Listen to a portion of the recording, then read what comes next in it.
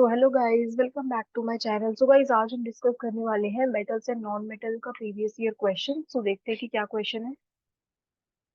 Question first है, define corrosion, what name is given to the corrosion of iron. So alright, so आपसे पूछा है कि corrosion क्या होता है बेसिकली। सो करोजन क्या होता है, जैसे आपके पास कोई आयरन का आर्टिकल है। फॉर एग्जाम्पल, अभी आपने आयरन की अलमीरा परचेज की है, ठीक है। तो काफी न्यू है वो, काफी उसकी आप देखोगे जो सरफेस है वो काफी शाइनिंग होता है, ठीक है। तो काफी शाइनिंग सरफेस है उसका, लेकिन कुछ टाइम बाद आप क्या देखोगे, वो जो आपकी आयरन की अलमीरा है, कुछ टाइम बाद उसके ऊपर आपको रेडिश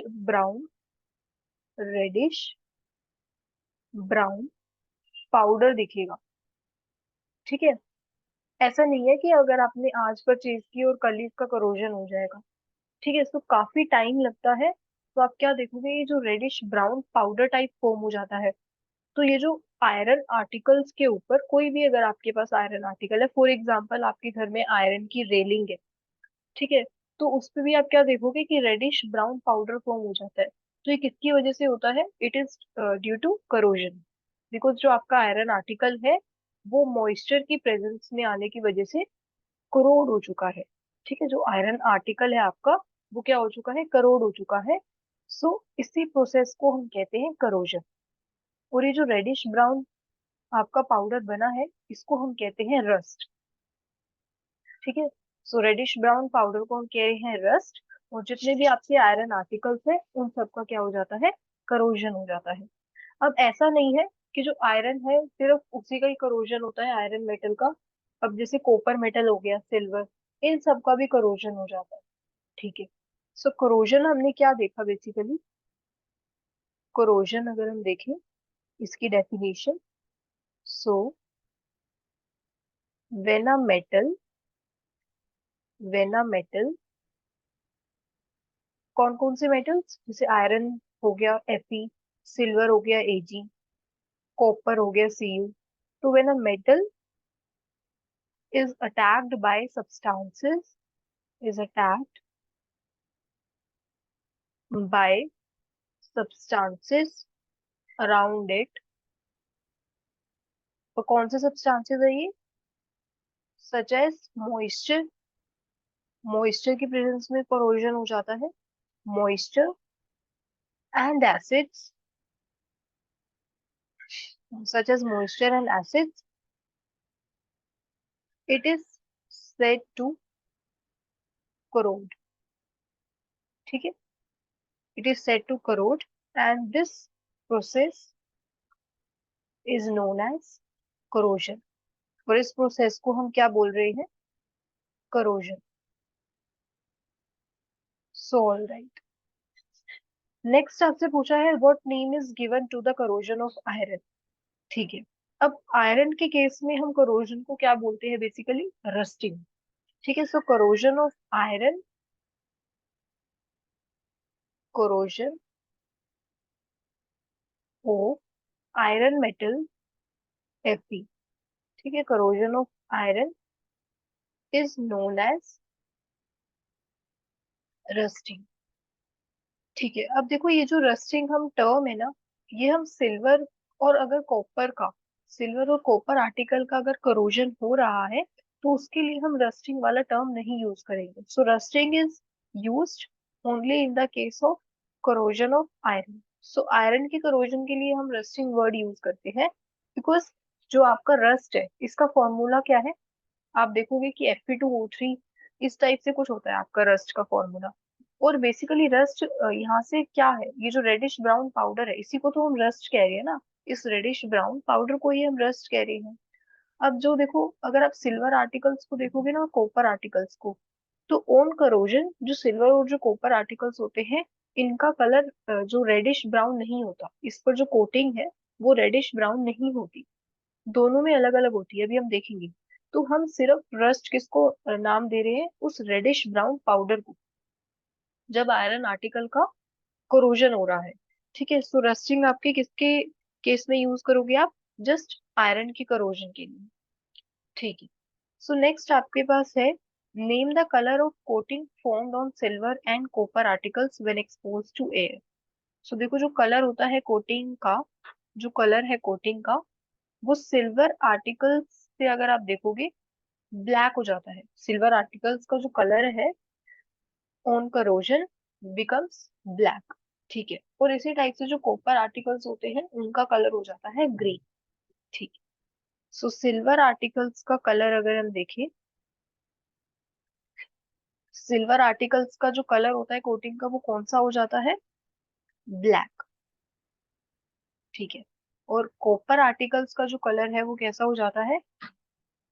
ग्रीन। सो यहाँ पर ग्रीन कलर हो जाता है। सो ठीक है, when expose to air. So ये था आपके पास पार्ट बी। पार्ट सी देखते हैं। List to damage caused by corrosion. ठीक है, और आपसे ये भी पूछ सकते हैं कि क्या रीजन है करोजन होने का। तो मॉइस्चर आप लिख सकते हो। मॉइस्चर और एसिड की प्रेजेंस में करोजन होता है। और यहाँ आपसे पूछा है कि क्या डैमेज है, तो करोजन की वजह से क्या डैमेज होते हैं, कौन कौन सी चीजें हमारी डैमेज हो जाती है। सो आप लिख सकते हो डैमेज आपको बतानी। ठीक है, सो फर्स्ट आप लिख सकते हो it damages, it damages iron railings, it damages iron railings and ships. तो शिप्स का भी करोजन हो जाता है। ठीक है, नेक्स्ट आप ये लिख सकते हो it causes damage to, it causes damage to bridges. जो ब्रिज होते हैं आपने देखा होगा कि कुछ टाइम बाद जो है उनका भी करोजन हो जाता है ब्रिजेस का। ठीक है, so bridge and car bodies, तो इनका भी करोजन हो जाता है। ठीक है, so it causes damage to bridges and car bodies. So next आपसे पूछा है and suggest how corrosion can be prevented. तो कैसे हम जो करोजन है इसको प्रिवेंट कर सकते हैं। ठीक है, सो नेक्स्ट आपका है प्रिवेंशन, प्रिवेंशन ऑफ करोजन। अब यहाँ पर आप कैसे जो है करोजन को प्रिवेंट कर सकते हो, कैसे जो आपका आयरन के आर्टिकल्स हैं आप उनको प्रोटेक्ट कर सकते हो बेसिकली। सो आप उनको कैसे प्रोटेक्ट कर सकते हो कि उनपे फिर से करोजन ना हो। ठीक है, तो करोजन से प्रिवेंट करने के लिए हम अपना जो अपने आयरन के आर्टिकल्स हैं, फॉर एग्जांपल अलमीरा है या आयरन की रेलिंग्स है, हम उसको पेंट करवा सकते हैं। सो बाय पेंटिंग, पेंटिंग से हम अपना जो करोजन है उसको प्रिवेंट कर सकते हैं बाय पेंटिंग, ऑयलिंग। ठीक है, अब जैसे कोई मशीन है कोई वर्क नहीं कर रही, तो आप उस पे क्या करते हो? ऑयलिंग करते हो ना, तो वो करोजन की वजह से ही वर्क नहीं करती। ठीक है, सो ऑयलिंग हो गया, पेंटिंग हो गया, और क्या कर सकते हो? गैल्वेनाइजिंग। तो गैल्वेनाइजेशन आपने प्रोसेस देखा होगा। गैल्वेनाइजेशन में हम बेसिकली क्या करते हैं, जो हमारे आयरन के आर्टिकल्स होते हैं, ठीक है, तो हम उनको प्रिवेंट करते हैं। ठीक है, करोजन से। सो कैसे प्रिवेंट करते हैं हम उसको करोजन से? सो वहां पर गैल्वेनाइजेशन में हम एक जिंक लेयर की कोटिंग करते हैं। ठीक है, by applying a layer of zinc. तो आप वहां पे जिंक की कोटिंग करते हो, और इस टाइप से जो आपके आयरन के आर्टिकल्स हैं आप उसको प्रोटेक्ट कर सकते हो। ठीक है, सो नेक्स्ट आप लिख सकते हो ग्रीजिंग। ठीक है, ग्रीजिंग।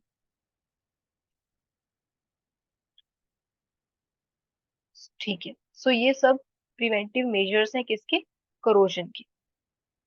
ठीक है, सो नेक्स्ट अगर हम देखें, नेक्स्ट क्वेश्चन, क्वेश्चन सेकंड।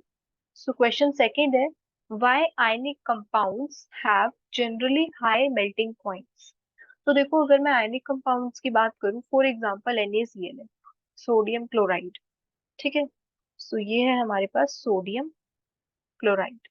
तो ये जो सोडियम क्लोराइड है कैसे फॉर्म हुआ होगा बेसिकली?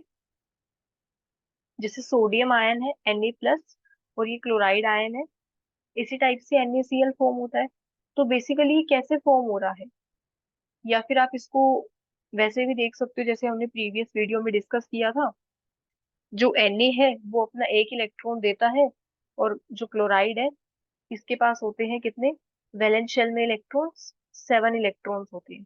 तो ये जो Na है अपना एक इलेक्ट्रॉन दे देता है Cl को। ठीक है, तो इस टाइप से हमारे पास NaCl फॉर्म होता है।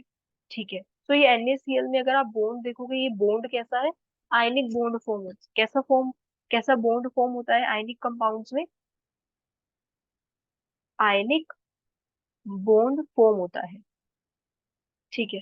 और यहाँ से आप देख सकते हो ये जो NaCl है, यहाँ पर हमारे पास क्या है? केटायंस और एनायंस।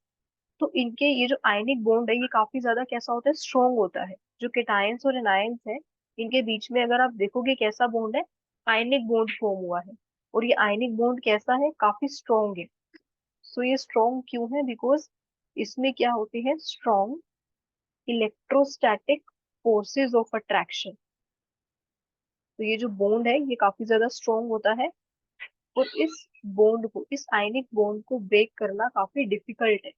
इस आयनिक बॉन्ड को ब्रेक करना जो है, काफी डिफिकल्ट है। इस वजह से जो इनका मेल्टिंग पॉइंट होता है, वो काफी ज्यादा होता है। ठीक है। सो आपसे यही पूछा था कि आयनिक कंपाउंड्स का मेल्टिंग पॉइंट इतना ज्यादा क्यों होता है? So this is because of strong electrostatic force of attraction between the cations and the anions। तो सोडियम और क्लोराइड अगर आप देखो, सोडियम आयन और क्लोराइड आयन के बीच में काफी स्ट्रॉन्ग फोर्स ऑफ अट्रैक्शन है।